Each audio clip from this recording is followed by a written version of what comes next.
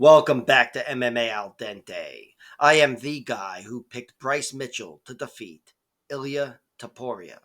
And I'm here to talk about Erin Blanchfield versus Manon Fiorot, the main event for UFC Fight Night, whatever the fuck. Blanchfield is 24 years old, 12-1 as a pro, and she's given up 3 inches of height, but she has 2 inches of reach over 34-year-old Manon Fiorot, who is 11-1. This is a title eliminator fight, I hope. Both girls are already contenders. Either one of them could have already fought for the title, but instead we're getting this awesome 5-round main event here. Erin Blanchfield and Manon Fiorot, each girl has one loss very early in their careers. I think for Manon Fiorot, it's actually her first loss. And both those losses, each loss, I should say, is a split decision. Very close fight. Erin Blanchfield lost to Tracy Cortez, who is still surging in the UFC despite some hiccups and layoffs and whatever. Very good fighter. And Manon Fiorot, her one loss is to Leah McCourt, who is a featherweight over in Bellator and a very good fighter herself. Both fights could have gone either way. Each girl had a lot of success, and that's it. That's the only way they've lost. I'd say Manon Fiorot largely conceded top position to Leah McCourt. That'd be the reason you scored the fight for her. But again, really could have gone the other way. And same goes for Erin Blanchfield, conceding top position to Tracy Cortez, but still doing a lot there in that fight. Uh, Erin is much more of a grappler, certainly a submission artist. She's got 6 finishes in her 12 wins, 2 by knockout, 4 by submission. And we've seen them at the UFC level. Her strangling J.J. Aldrich, her ripping the arm off of Molly McCann. She's dangerous, very dangerous. Manon Fiorot, she doesn't have one submission to her credit. She's got 11 wins, 6 by knockout, 5 by decision. It's not to say she's a shit grappler, but she's definitely the worst grappler in this matchup. Erin Blanchfield's the better grappler in just about every matchup, but certainly here she's got a much more refined submission game. Of course, a lot of that comes from being on top, and I think Manon Fiorot can take away a whole world of problems if she's able to keep this fight standing, which is a pretty tall order because Erin Blanchfield is a beast of a wrestler.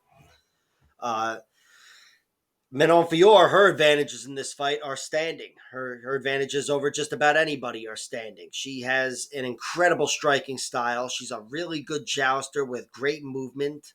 She's got some dangerous kicks too, side kicks and stuff from that whatever karate stance she fights in. And I think she definitely gets the better of Erin Blanchfield. Definitely in this fight. Manon Fiorot, she's looked incredible on the feet, outstriking some really good fighters like Rose Namajunas, Jennifer Maia, beating up Caitlin Chukagian, Myra Buena Silva, being the one girl to finish Tabitha Ricci, even if Tabitha Ricci is smaller and took the fight on short notice, up a weight and whatever. That's still an incredible fighter, and she got her out of there. I think Manon Fiorot would definitely beat up Erin Blanchfield on the feet. And Blanchfield has looked a little vulnerable on the feet. She's never lost there, but she had some trouble certainly with J.J. Aldrich in the first round of their fight. Certainly had some trouble early on in the first round with Tyler Santos, her most recent win.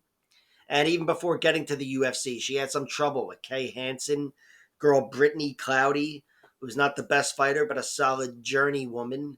And she had a lot of success that I think Manon Fiorot could duplicate.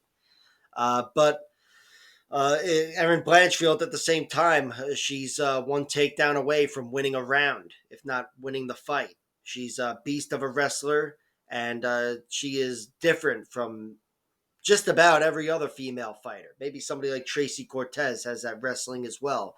But Erin Blanchfield's a problem, where if your hips are there for the taking, you're going down. So this one could go one way or the other. But my pick for this fight, I'm going with Manon Fiorot. I think Manon Fiorot is able to keep this fight standing for the large majority of the fight. And I think she's going to beat up Erin Blanchfield, hand her second loss. I think Manon Fiorot will be the harder puncher for sure, even though Erin Blanchfield's got some tricky strikes, head kick knockout over Victoria Leonardo, and she can definitely throw down. But she's much more slower and plodding, more calculated. Manon Fior, I think, will be racking up the small moments. And Also, there's a good chance she gets the big moments if there are any on the feet. I think Manon Fior is just bigger, more powerful, and dangerous, and certainly faster than Erin Blanchfield. But I think this fight is contested largely on the feet. She's able to do what Tyler Santos wasn't, and that's keep it on the feet and keep the fight standing and uh, work her over down the stretch. That wasn't in the cards for Tyler Santos, and a lot of girls would succumb to the pressure and grappling of Erin Blanchfield. But I think Manon Fior is going to keep herself safe in those little in between moments. She's got some good judo throws to help her out, but she's in general got to keep Erin Blanchfield off of her hips, and that includes the clinch. Because Erin Blanchfield, her I have a hard time seeing her winning this fight if she doesn't take down Manon Fior, and if she does take her down, she's definitely winning that moment. But she's got to take her down repeatedly, at least 3 times, I'd say, to win this fight, unless of course she produces a submission. So I think this fight will be close early on, and then somebody's going to take over, and I've got it being Manon Fior. That is my prediction. It is certainly my bet at plus 165. I actually got it a little different, plus 170, but it's all the same. Manon Fior is the better striker, and she's got to do her job in making this more of a striking match than a grappling match. That is the prediction. Maybe a prop will open up or whatever, but right now my money line, my pick is Manon Fior, and I'm comfortable with her money line at plus 165. Like, share, subscribe, all that horse shit, and check out my other videos.